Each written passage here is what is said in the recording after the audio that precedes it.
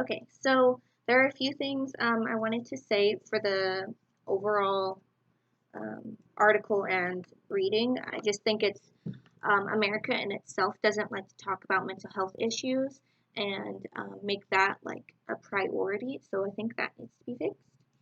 For question number one, what information in the article or the audio story surprised you? Why?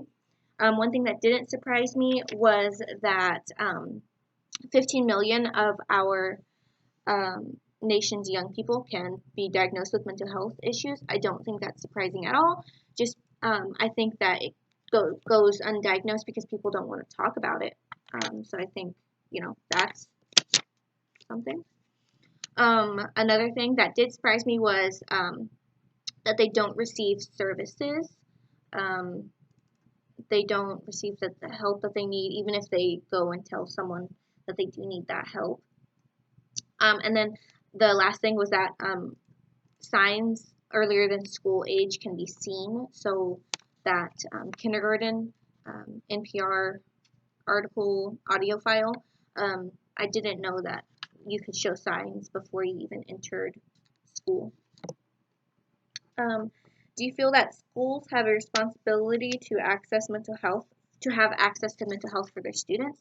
I think 100% that schools have a responsibility to assess mental health issues in their students, just because from kindergarten or even daycare through high school and college, students spend most of their days at school. So how are their parents going to be able to know that, especially if most students just shut themselves in their room? Um, I think a few notes from the book. Um, um, the book explains how most of our growth and development happens in school, and that um, you know, as I said earlier, we spend most of our times in school. So I think teachers should be trained in looking in how to assess mental health issues. They should look for signs of aggression. I think that they should twist. I think the book says here it's called um,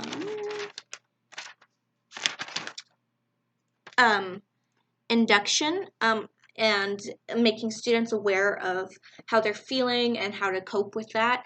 I think that they should start teaching them, early, which most people don't want to talk about because they're young, but I think that they need to understand what's going on with their body and how they're feeling. So then they need to switch that definition and, make them aware of, feelings of depression or anxiety or other things like that. What else can be done to help address mental health issues in school-age children? I think that a nationwide initiative needs to take place. Most people still are saying that, if you have depression, anxiety, and other things, OCD and bipolar disorder, that you're weak.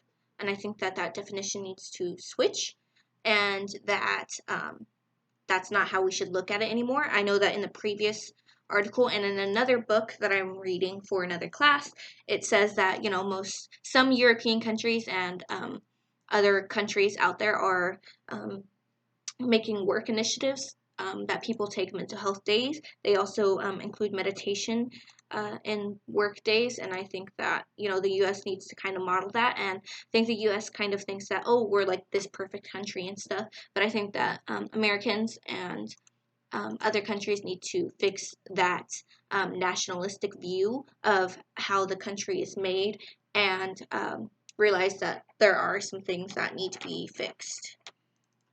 Um, as far as school age children, I think that um, just making it mainstream, like, not that some things don't need to be talked about and shared with everyone, but I think that students and teachers and counselors and parents definitely need to have that conversation young, especially if students are showing signs of aggression. If they're not being empathetic towards other students, I think that that is a big sign. It also can be, if they're excuse me, if they're not being social with other students. I think that, a teacher or a parent or principal or nurse or whoever needs to pull them aside and have a serious conversation and just ask them, if they're going to be okay, and things like that. So, thank you.